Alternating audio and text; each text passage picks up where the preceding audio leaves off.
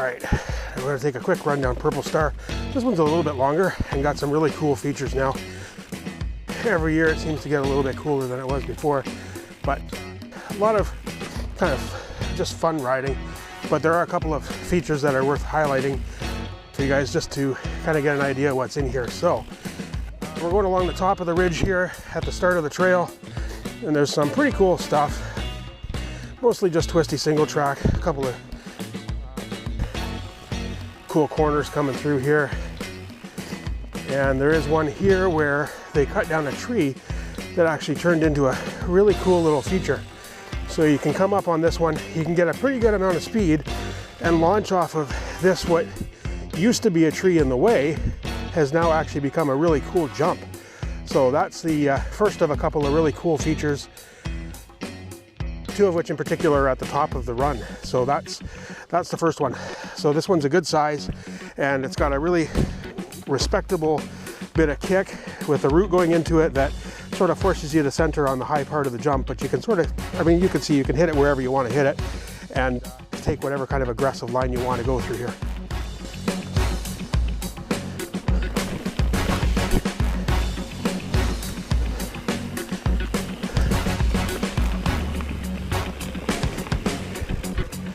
Next cool feature, obviously, there's a really great ride over rock here.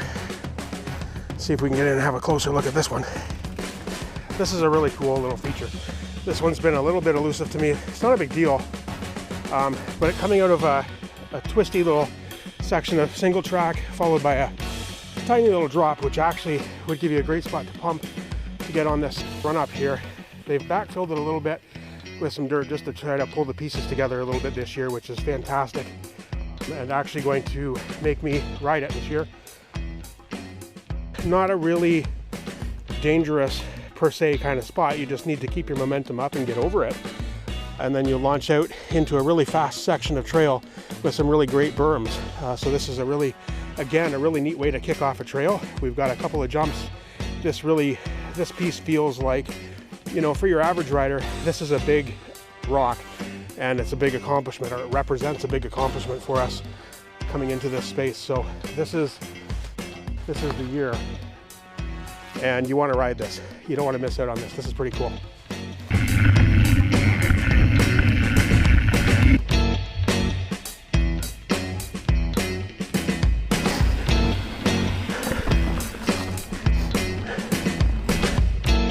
So here's a new piece for the spring of 2021. I like this, actually. This is a tree that clearly got COVID and came down here. Now, instead of taking the tree out completely and outright, they've turned it into a really cool feature. I'm really liking this one. So no big deal, just a little bump. However, you've got a choice for a really cool ride over, which is a lot of fun. Pump coming out of it into a really nice berm section, or hit it as a jump and fly into the next set of berms. So that's a really cool piece. Thanks guys, I'm liking that.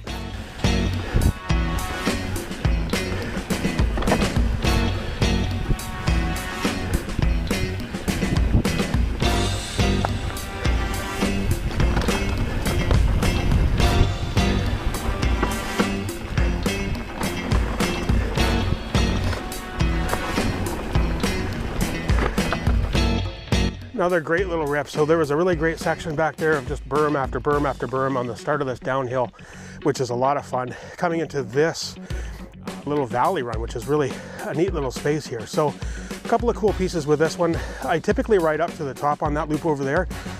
I think if you're going for speed though, you're probably going to want to stay low on that one and take a bit of a kick, just because it's going to shave a couple of seconds off your time overall.